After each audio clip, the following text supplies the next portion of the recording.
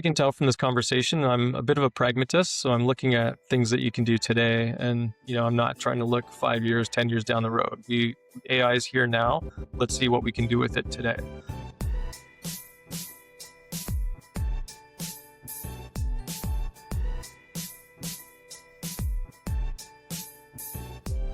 All right. Welcome back. We've got the Modern Membership Board podcast here. My name's Riley. I'm your host here from Bursting Silver, and we have a very special conversation today about AI enabling non-for-profit organizations to be able to work faster with less. I'm joined today by our CTO and leader in people and culture, co-founder of Bursting Silver, James Schwartz, and he's going to be going in on all things that he's experienced as this advent of AI advancement has happened across the nation, and giving some insights on how we got to where we are today and what that experience looks like. So welcome to the podcast, James.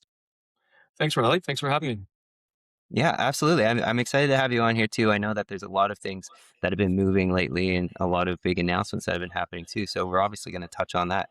But first, I think to set the table here for those listeners that don't know who James Schwartz is, maybe give us a little bit of your background and who you are. Absolutely. Yeah. So I got into technology, I guess, in the early 1990s as a, pre-teenager getting into hardware and building computers and things like that. So my technology experience goes back quite a while. I got into software development in the early 2000s after graduating from college. And what I found was that I wasn't a deep technical software developer, that type of person. I was more in between the business and technology. So I was always kind of catering to the bridge between the technical team and the business team. So being that person in between and speaking technical language and also speaking business language. So my career as a consultant in the not-for-profit space started 16 years ago when we co-founded Bursting Silver. And I've been working exclusively in the not-for-profit space since then. So I've been doing a lot of work with associations, regulatory bodies, unions. And we also co-founded another company called Data Scout 2.5 years ago. And I've been spending most of my time focusing on growing that business as well. So that's kind of where I'm at. It's an impressive these days. CV. Thank you. Well, it's also nice too, like you highlighted that you got into the space just, I don't know, unpacking wires and putting things together and solving technical problems. And so you stacked many hats, but it seems like they're all based around things that you're interested in. You touched on, obviously, we're going to be talking about Data Scout a little bit, and just the piece that Data Scout, I think, fits into the whole puzzle is we live in a very unique time now with AI being readily adopted by all platforms on all shapes and sizes. And that's being pushed out to organization teams that we work with and in those different verticals that you highlighted. But in your opinion, what do you see the gap currently between what associations are trying to be sold or being pushed from this mass adoption or mass rollout of AI, and what actually is moving the needle and what's resonating the most with our industry leaders here? Yeah, I think AI is really cool. It sounds sexy. It sounds amazing. It's also very scary. So it's a bit of a mixed feelings between, good and bad. So people are reluctant to adopt it too fast, but they're also excited to adopt it. So there's a bit of a mixed feelings about it. I think a lot of associations are seeing a lot of cool AI features that demo really well, but they don't actually make a significant difference or a significant impact on their business challenge. It might look cool in a demo, but it's not actually addressing the challenges that they're having. So I think Al talked about this when he was on the show as well. I think associations should focus less on the technology, the cool aspects of AI, and more on the business challenges. So identify a business challenge or a pain point that you're having and look at AI and how it can be leveraged to address that pain point. So we've got a few examples that I've seen so far of how AI can help. We have some clients are overwhelmed with member inquiries. So they're getting a lot of emails, phone calls, etc. I think AI can help answer a lot of those repetitive questions, those repetitive, tedious things that staff are getting tied up with. AI can help answer those questions to free up time for staff to answer the more value added questions. So that's one example where I think AI can help. Another example is a lot of associations struggle with engagement, with member engagement. And I really think AI can be used for member communications to get better engagement from members and understand what members are feeling, their sentiment, their areas of interest, understanding all that and analyzing it and helping to engage with those members. That helps to, expand how much you can engage with your members, because a lot of staff are, under a lot of pressure. They're short staffed. The budgets are slim, and it's very hard for them to really engage with members in a way that really connects with the majority of the member base. So another area that I'm seeing for AI to help is bad data. So a lot of associations don't have great data. So AI can really help with data cleanup. So we've leveraged AI generated forms to create a unique form that helps to gather that data and to fill those data entry points that are missing from the database. So I really think that's an area of opportunity. It's not sexy, it's not exciting. It's just, bad data is just something that organizations deal with. And it's not an exciting use case of AI, but we are finding it really helps with our clients. Well, not to cut you off, I think that's an important note just to highlight a little bit more of how it doesn't have to be sexy to be practical. And that might be why we're looking at a lot of these, as Al said, shiny, but as you said too, that AI is being sexy and shown off a lot, and people are being mystified by all of its capabilities, but it's overlooking the fact that like the real work that needs to be done. And it's not the sexy work, but it's the thing that really helps out. So I just wanted to Exactly. lean Yeah. into that. I think even with my experience, when we started talking about AI, we would talk about all the amazing, cool, future looking, forward thinking things that AI could do to help our clients.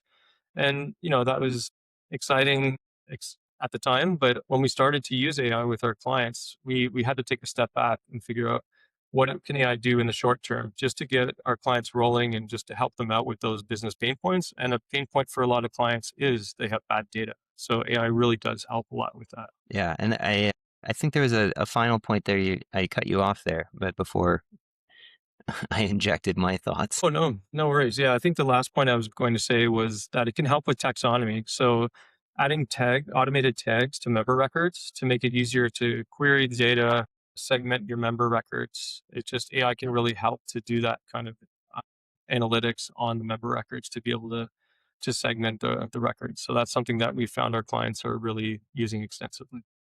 Yeah, and so I mean, back to this sexy versus the practical sense as well.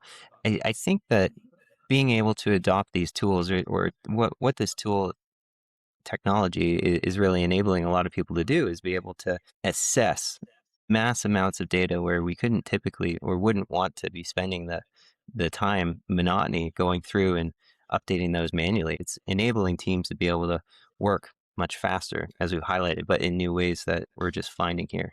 So I think that even though it's not like the early days of AI where we're like, how many new profile pictures can I generate here? Or please help me rewrite this email so it's more professional. It's now being able to assess large data sets and then integrate that with your workflows. Exactly. And it's amazing how quickly AI can go through and do that assessment. We have some incredible reports that we're getting for our union clients. And one of the really interesting data points that I found was interesting for me was it was analyzing basically how many people were retiring in the near future in the next 5 to 10 years from the union and how many people were joining the union, people, new graduates or people who were starting out in the workforce who were joining the union and looking at the difference between those numbers just to try to figure out, is there enough people to replace the people that are retiring? Like, is the union going to grow or is it going to shrink based on those numbers? So it gives you some predictive analytics for the future to see what direction the union is headed. So we found that to be pretty insightful. Yeah, and spotting patterns and doing all that. That's amazing. So for those that know you then, and they know your passion for AI solutions and nonprofits, that passion then obviously led to the development of the AI engagement solution that we know now called Data Scout. Can you walk us through a little bit about the moments where Data Scout went from an idea to really becoming what we see it as today? Yeah, I think in the early stages of Data Scout testing, we were using just some, sample we had clients who were kind of engaged with a pilot and we were using it ourselves to test things out.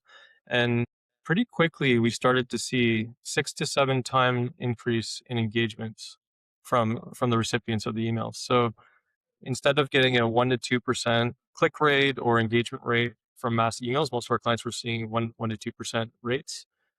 We were seeing 15%, 20% engagement rates through these emails, and that was really exciting. We knew we were onto something at that point once we saw those results. So since its conception, then the benefits obviously immediately proof in the pudding from these real time applications, and that's translated. Then 2.5 years it's been in development, and past that time, it's been either recognized or has won the IMUS App Challenge of the Year. Do you have some examples of maybe the feedback from that 12% uptick rate to the spotting gaps in union workers that you could attribute to how it's being recognized so heavily as of late? Yeah, yeah, absolutely. So I think our team has puts a lot of emphasis on the user experience. We want to make sure that things are snappy, want to make sure it performs well, want to make it easy to get your data, make it easy to analyze things. So that's, I think, something that has really helped us to get out there and get some very positive feedback from our clients. But at the same time, on the other hand, we're not perfect. We have made some mistakes and we've made some assumptions that didn't land well with clients. And over the course of the 2.5 years, we got lots of great feedback. And sometimes we do get constructive feedback from our clients. And we always make an effort to quickly address those gaps. So we're always listening, we're always evolving the product and listening to our clients, getting feedback from them. But I think overall, our clients generally love the user experience and how smooth it is and how the clean interface and how fast and snappy it responds. Yeah. I think because it's such a new technology as well, it's important to highlight that it's not all a smash hit. And it's good to know as we move and develop more, we're learning as we go. So I think with this idea of hesitance to adopt or being pressured into having an AI strategy, a lot of what is being the deciding point between the two is that teams want to be able to do more with less. Now, whatever that means in the future has its risks or its benefits, but what does that actually mean for organizations from your perspective who are looking to adopt this technology? Yeah, I definitely think you can do more with less with AI, of course. And I always tell our clients that adding data scum to your system is like adding 5 to 10 staff to help you facilitate personalized outreach to your members. So it's like adding those people to your team, and it does a lot of the legwork. It creates personalized communications. It can do follow-ups. It can analyze sentiment, intent. It creates a lot of insights that staff can act on. So the intention of, I think, AI and Data Scout as well is not to replace people. It's to support the existing staff and help them engage more with their members instead of them being bogged down with tedious or repetitive tasks. A lot of staff are spending a lot of time doing data entry or building queries or integrating data in different systems and manual effort. And I think AI can free up a lot of that manual effort to create more opportunities for the staff to engage with their members. Well, in that too, it has the personalized engagement, which is why I think you were seeing a lot of that uptick, is that members are not being treated like numbers anymore. They're being reached out to authentically, or at least speaking to their interests, which is, I guess, a foundational enablement now where we're able to have that personal touch, but you don't have to have more team members to do it. Yeah, and actually, one thing that's really interesting is that we're very transparent about the fact that we are sending out communication that is from AI. It's been generated from AI, so we're not trying to hide that. We're not trying to pretend we're a person. But people are responding really well to that. So we've actually had people respond to the email saying, "Hey, I know this is generated by AI, but I really appreciate you taking the time to understand my needs and what I want." And they gave us great feedback in those messages. So that was also that's happened several times over the last 6 months or so, and that's been very encouraging to show you how a personalized AI message can show a member that you care about them and you understand what they're looking for and what their areas of interest are and what course they might need to take based on their specialties, etc. They appreciate that personal touch, even though it's coming from AI. And then that creates an opportunity when they respond to that email, that creates an opportunity for a staff person to engage with that member. Now you've got their attention. Now a human can engage with them and take it to the next level. You're always gaining insights into what they want, what they need, and you're able to help them from that feedback. Yeah, that's I think something that even up until now in the conversations I've had with Al and James Harrison, being transparent is a big play that is often overlooked using this technology because you want to work faster and you want to have that meaningful connection, but you want to make sure that you're also respecting the trust that your members have in how you're presenting yourself as an organization. Exactly. Yeah. Trust is everything when it comes to associations, unions, regulatory bodies. You really need to have that trust from your members. So now for our listeners, anybody with a background on Data Scout, they've heard it in passing. This episode is going to be coming out just shortly after Bursting Silver has moved into full ownership of the platform.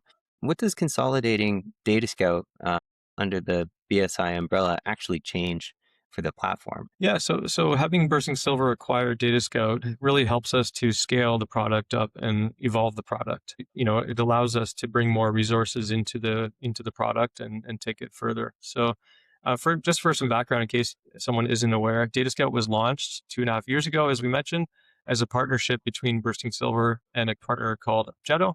The Objeto team was absolutely instrumental in helping us get a proof of concept out and turning that into a viable product. And yeah, we're incredibly thankful for the effort that Objeto has put into building the product and getting the company to where it is today. But with the acquisition, we can allocate more resources, bring it to more markets, we can bring it to more conferences, we can help grow and scale and support the product. So I'm very excited about where we're heading. We have some great new features in the pipeline that we will be releasing soon, and just very excited for what's going to happen next with the company. So it's very exciting. Hence why you've been so busy, and it's been hard to get you on this podcast, man. Yeah, absolutely. Yeah. There's a lot of moving parts. So with all those irons in the fire, and we know there's a roadmap ahead, that whether or not we want to highlight that now, it's okay. But I'm going to come to you now with my executive director hat on. I'm leading an organization, and my team is stretched thin, but we have a lot of pressure to come up with some strategy in terms of how we're applying this technology, either from the expectations from my members or from my staff. We have to make a decision on what to do next or where to go with it.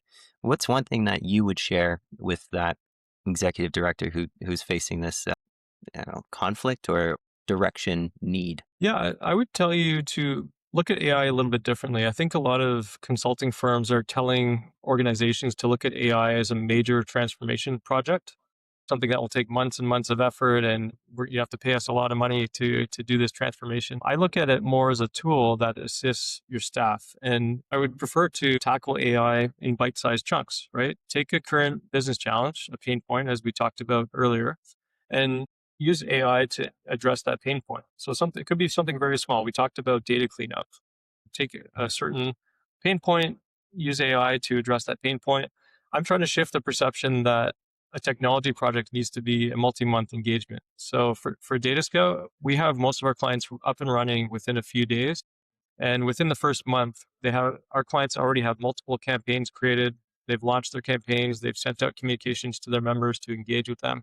So we're up and running very fast. So we're starting small and expanding from there rather than doing a major multi-month or multi-year transformation project. So yeah, take something small and look at your business. Don't look at the technology necessarily. Look at the business requirements first, the business challenges first, and see if AI can help you with those pain points. Awesome, very well said. So then, with everything you've seen, what's one thing that we can distill down in this episode here that every membership leader should hear about before they adopt AI into their organization?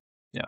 Yeah, that's a great question. As you can tell from this conversation, I'm a bit of a pragmatist, so I'm looking at things that you can do today, and I'm not trying to look 5 years, 10 years down the road. AI is here now. Let's see what we can do with it today. So one thing I would say to a membership leader would be go and talk to your team. Talk to them about some of the things that they're struggling with, some of the things that might be repetitive or tedious, some of the tasks that they're doing that AI could help with. So go talk to them and look for opportunities that can improve their work today. And the time that they save, what can they do with that time to engage with members more? What are some things that they would love to do to engage members that they can't do today because of those tedious tasks or those things that are taking too long? So that's something I would say to a membership leader. Yeah, absolutely. I think like we can start with step one at any point, but it's a conversation a lot of teams have to take internally, anyways, before they go and pick up that shiny new toy or get wooed by the new sexy features that we talked about. So very, very good advice and excellent way to close.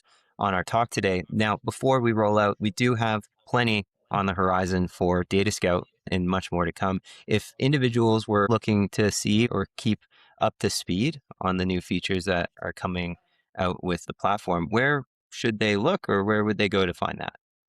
Yeah, the best place to go would be datascout.ai. So we've got information on our website and we continuously add more details to the website.